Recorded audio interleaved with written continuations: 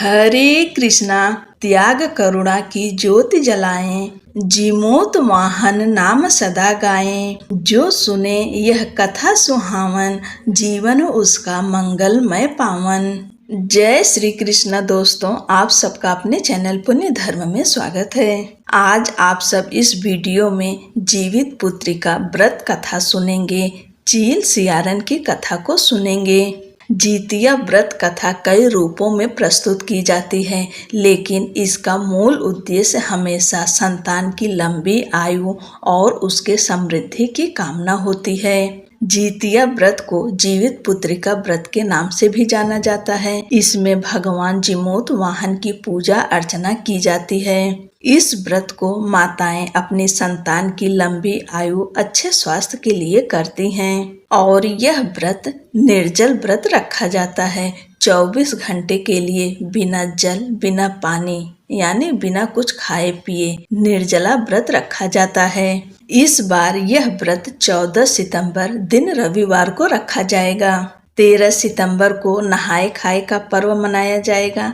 14 सितंबर को जीवित पुत्रिका का व्रत रखा जाएगा और 15 सितंबर को व्रत का पारण किया जाएगा। इस दिन चील सियारन की कथा अवश्य सुननी चाहिए, क्योंकि बिना कथा के व्रत पूर्ण नहीं माना जाता है और जो लोग व्रत नहीं रखते हैं वे लोग भी आज के दिन चील सियारन की कथा अवश्य सुने। एक समय की बात है, किसी वन में एक चील तथा सियारिन रहती थी। चील तथा सियारिन में गहरी मित्रता थी। चील तथा सियारिन दोनों हर काम को मिल बांट के करती और प्रेम भाव से रहती थीं। एक बार कुछ महिलाएं जंगल में आईं और वह किसी जीवित पुत्री का व्रत की आपस में बात कर रही थीं।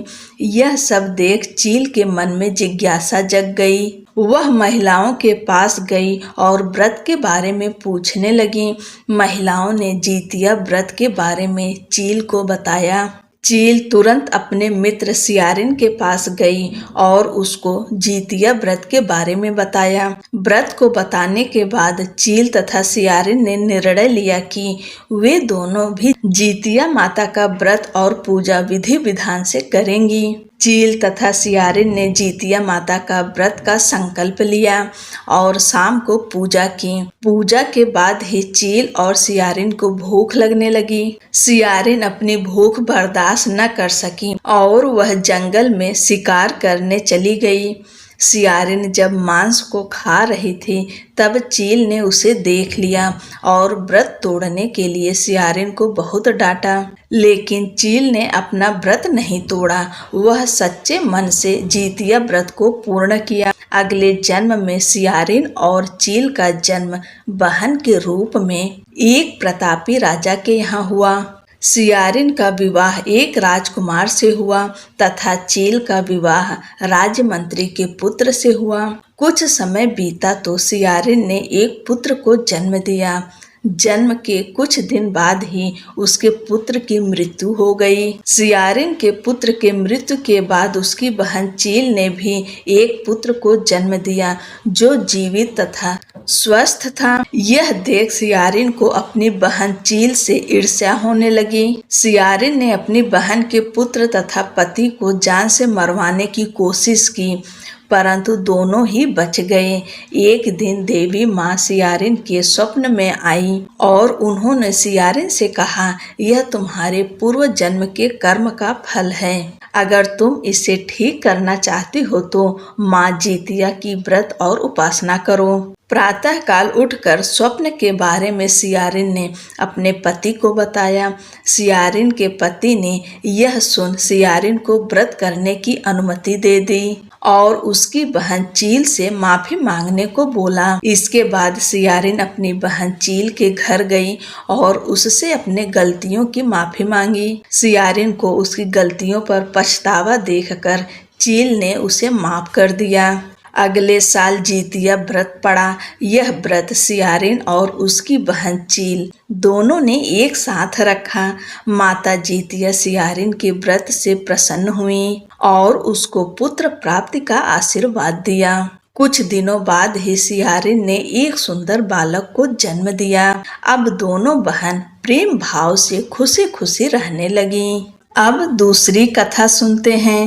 प्राचीन कथाओं के मुताबिक महाभारत युद्ध समाप्त होने के बाद अश्वत्थामा अपने पिता की मृत्यु का बदला लेना चाहता था। इसी बदले की आग में वह रात में छुपकर पांडवों के स्थान पर गया। वहां जाकर उसने पांडव समझकर पांडवों के 5 पुत्रों को मार डाला। पांडवों को अश्वत्थामा की इस हरकत पर बहुत गुस्सा आया, इसलिए अर्जुन ने अश्वत्थामा की मणि छीन ली, जिसके बाद अश्वत्थामा पांडवों से और अधिक क्रोधित हो गया। उसने योजना बनाई कि वह उत्तरा के गर्भ में पल रहे बच्चे को भी जान से मार देगा। इसके लिए उसने ब्रह्मास्त्र का प्रयोग किया। भगवान श्री कृष्ण जानते थे कि ब्रह्मास्त्र को रोक पाना असंभव है, लेकिन उन्हें पांडवों के पुत्र को भी बचाना था। इसलिए भगवान श्री कृष्ण ने अपने सभी पुण्य का फल एकत्रित कर उत्तरा के गर्भ में पल रहे बच्चे को दे दिया। इसके फलस्वरूप वह बच्चा पुनर्जीवित हो गया। यह बच्चा ही बड़ा होकर राजा परीक्षित बना। उत्तरा के बच्चे को पुनर्जीवित करने की वजह से ही इस व्रत का नाम जीवित पुत्रिका व्रत पड़ा।